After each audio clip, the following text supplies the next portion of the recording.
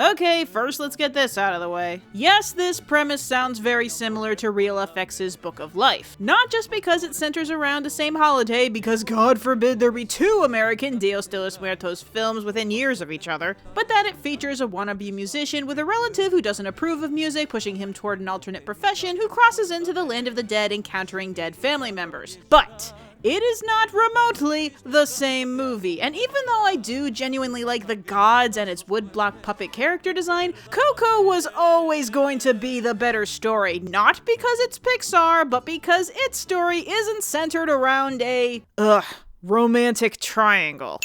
No, I do like Book of Life, but I love Coco, which I'm really happy about because theatrically this year has been kind of depressing. Almost needless to say that Coco, first and foremost, is gorgeous. This is the epic scale fantasy I have been missing. Pixar always finds new challenges and envelopes to push, or as Lee Ulrich puts it, they just come across challenges depending on what the story needs. And here a big part of that was increasing its size and numbers. Sometimes too much detail makes it look too busy for me, but here it works as part of its aesthetic. The world wonderfully reflects the traditions and colorful design of the holiday, including in the world building, how the spirits work, the different departments, the customs gate. Man, even in the afterlife you have to worry about the freaking border. The other challenge was animating the skeletons, first designing them to be colorful, appealing, and not scary, and all of them in different shapes and sizes, all while wearing clothes hanging off them in ways that clothes don't hang off characters with skin. Then adjusting their movements to capture skeletons' rigidity, but also their over-the-top physical antics that animated skeletons are known for. However, being Disney, I expected at some point for there to be some reference to the skeleton dance, and I never found it! Unless it's in the background somewhere, in which case I'm sure someone on the internet will point it out. And there's this one really old character, and you just look at the detail on her skin, and it's like,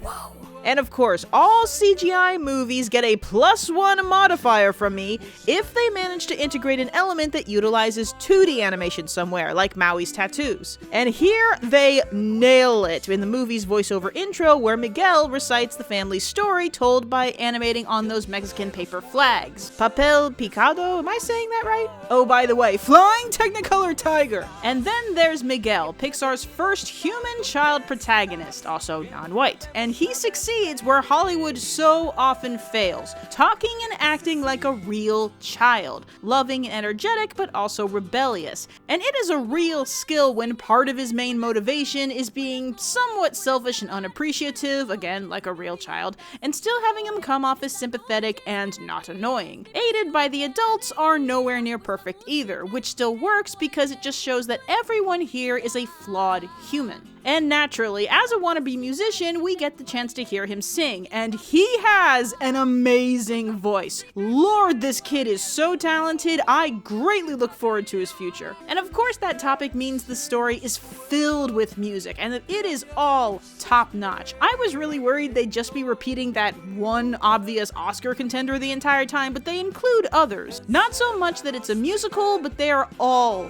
beautiful. But of course, my favorite element of the film was Miguel's co-star Hector, because everyone's favorite is the mischievous but well-meaning hilarious trickster, who really does become a very lovable, sympathetic character when we get to know his history. I will note that I think his mannerisms at the front of the film versus the end of the film are a little bit inconsistent, but not enough for me to take issue. Most of the story focuses on the two of them and their dynamic, but also Miguel's relatives, particularly the ones in the land of the dead, are full of personality, all of whom come together to tell a delightful, heartbreaking story about family, particularly the importance of knowing and appreciating your family history, a topic not covered in many family films. And of course, I appreciate any family movie that is able to cover the subject of death. And I've heard good response on how the movie respects and represents the Mexican culture, including using a lot of Spanish language, as well as jokes that only work in Spanish, even in the English version. Lee even said that the original story was going to be about a child learning to let go of his dead mother, only with research to understand that the entire purpose of Dia de los Muertos is about not letting go and keeping the memories alive. My god, it's like learning about other cultures was mutually beneficial for everyone or something. Now there were some elements that were given away in trailers, which you know I have a thing about, but honestly, if the biggest twist revealed in a trailer happened in the first 10 minutes, and let's face it, was also relatively easy to guess, it's understandable. less so if it's from the third act. However, even with comparisons to the obvious, stories about children who have passions their families don't approve of has been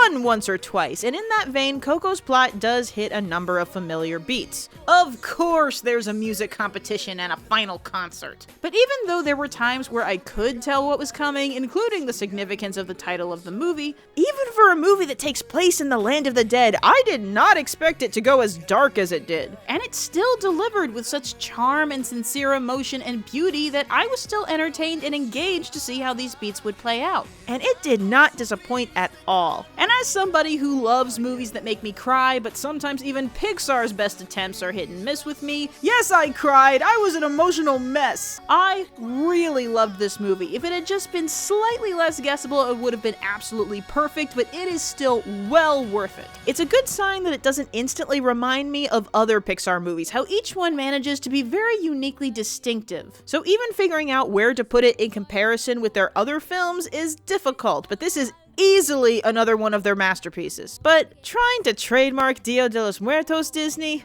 Bad form. Oh, just such bad form. Now, I genuinely worry that really excellent films starring non-white actors won't get the support they deserve, but luckily, this one had that Frozen short in front to ensure that everyone will go see it. Olaf's Frozen Adventure, call it what you will, it's the Frozen Christmas special, has its charming and comedic moments, and of course, beautiful winter visuals and Elsa's wearing an amazing dress, but it is still mostly generic holiday sentiment and so-so music. The entire segment just screams that Disney was too impatient and couldn't wait until Frozen 2 to keep milking the franchise and develop new products for it. And it's a long short too, so much apparently that in my theater some people thought they had walked into the wrong movie because they had never seen Frozen before. Oh good, we found the 2. Anyway, Coco is a stunningly beautiful adventure with a very emotional conclusion, and the experience is fun and satisfying even if you guess what's coming. Absolutely go see it, because it's the last original Pixar film you'll get for a while. I know I rag on them a lot for that, but believe me, I am looking forward to Incredibles and Wreck-It Ralph 2 as much as anyone. Now, if you'll excuse me, I'm gonna go rewatch the Hey Arnold Jungle movie again and squee in front of the computer for 10 minutes. Recuérdame, hoy me tengo que ir, mi amor, recuérdame, no llores por favor, te llevo en mi corazón y cerca me tendrás, a solas yo te cantaré soñando en regresar, recuérdame.